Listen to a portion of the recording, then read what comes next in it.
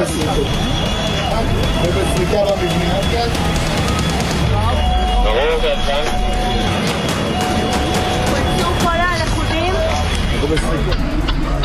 यह सत्ता परिवर्तन मिडिल ईस्ट की दिशा बदल देगा। आप क्या सोचते हैं, यह रणनीति है या साजिश? खामनेई की मौत, ईरान, मिडिल ईस्ट और दुनिया किस मोड़ पर जाएगी? ईरान के सुप्रीम लीडर है आयतुल्ला अली खामनेई, जिनकी मौत के ऊपर यह बात हो रही है। एक ऐसा नाम जिसने 3 दशकों से अधिक समय तक ईरान की राजनीति, विदेश नीति और मिडिल ईस्ट की शक्ति संतुलन को आकार दिया। लेकिन सवाल सिर्फ इतना नहीं है कि एक नेता का निधन हुआ।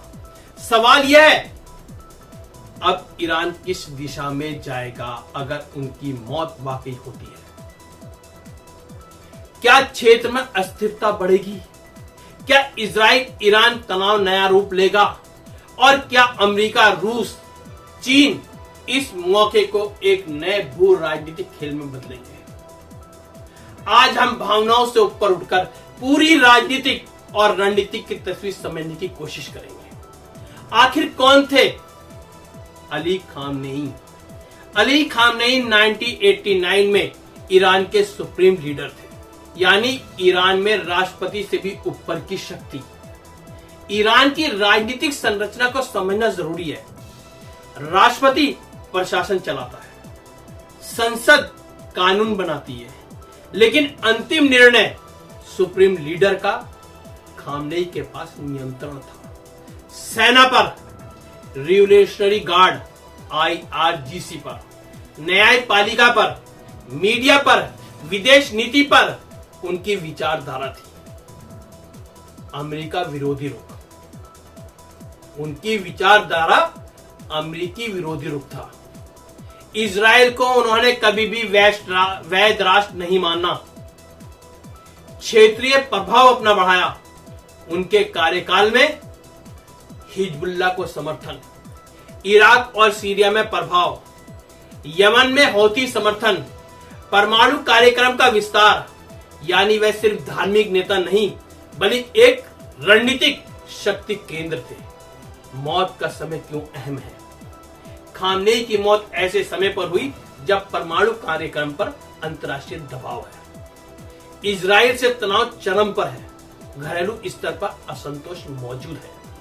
यह सामान्य सत्ता परिवर्तन नहीं है, यह एक संवेदनशील भू राजनीतिक पल है।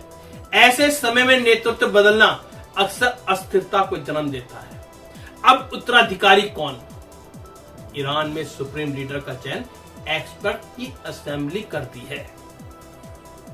कट्टरपंथी उत्तराधिकारी, यदि कोई सख्त रुख वाला नेता आता है, परमाणु कार्यक्रम तेज हो सकता है, इजराइल से तनाव बढ़ सकता है, अमेरिका से वार्ता मुश्किल होगी। संतुलित व्यवहारिक चेहरा, यदि नेतृत्व उपेक्षाकृत व्यवहारिक हुआ, प्रतिबंध कम कराने की कोशिश, बातचीत का रास्ता निकालने की कोशिश, क्षेत्रीय तनाव कम करने की रणनीति। लेकिन IRGC की भूमिका है निर्णायक होगी। रिवोल्यूशनरी गार्ड अब सिर्फ सैन्य संस्था नहीं, एक आर्थिक और राजनीतिक ताकत है। इजराइल लंबे समय से कहता रहा है ईरान परमाणु हथियार के करीब है। खामनेई ने के रहते यह टकराव वैचारिक था। अब सवाल है, क्या इजराइल इसे अवसर मानेगा? क्या नेतृत्व परिवर्तन के दौरान वह दबाव बढ़ाएगा या इंतजार करेगा नए संतुलन का? इतिहास बताता है, जब किसी प्रतिद्वंदी देश में सत्ता परिवर्तन होता है तो बाहरी शक्तियां रणनीतिक रूप से सक्रिय हो जाती हैं। अमेरिका की दुविधा है, एक तरफ इजराइल का समर्थन, दूसरी तरफ क्षेत्रीय युद्ध से बचना। अमेरिका नहीं चाहता हार्मुज स्ट्रेट बंद हो, तेल की कीमतें आसमान छुए, चुनावी साल में वैश्विक संकट बढ़े। लेकिन यदि ईरान आक्रामक रुख अपनाता है जो उसने अभी तक अपना रखा है, तो अमेरिका के पास सैन्य विकल्प सीमित नहीं है। अब ऐसे में सवाल उठता है, रूस और चीन क्या करेंगे? रूस यूक्रेन युद्ध में उलझा हुआ है, लेकिन ईरान उसका रणनीतिक सहयोगी है। चीन ईरान से तेल खरीदता है, क्षेत्र में स्थिरता चाहता है। दोनों देश अमेरिका की कमजोरी तलाशते हैं। यदि ईरान में अस्थिरता होती है तो वह प्रभाव बढ़ाने की कोशिश कर सकते हैं। अब क्या ईरान में आंतरिक अस्थिरता बढ़ेगी? ईरान में युवा आबादी बढ़ी है, आर्थिक संकट गहरा है, महिलाओं के अधिकारों को लेकर आंदोलन हुए हैं। यदि सत्ता हस्तांतरण में देरी या विवाद होता है तो विरोध प्रदर्शन बढ़ सकते हैं। लेकिन IRGC की पकड़ मजबूत है, इसलिए पूर्ण अराजकता की संभावना कम है। लेकिन राजनीतिक तनाव संभव है। क्या युद्ध की संभावनाएं बढ़ेंगी?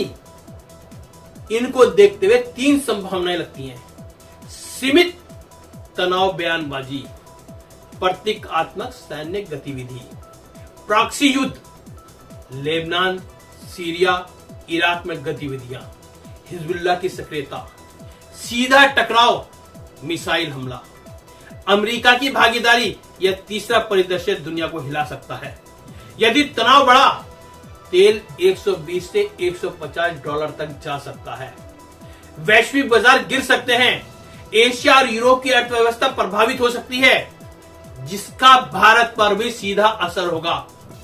तेल आयात, हार्मुज स्ट्रेट दुनिया की 20% ऊर्जा सप्लाई का मार्ग है।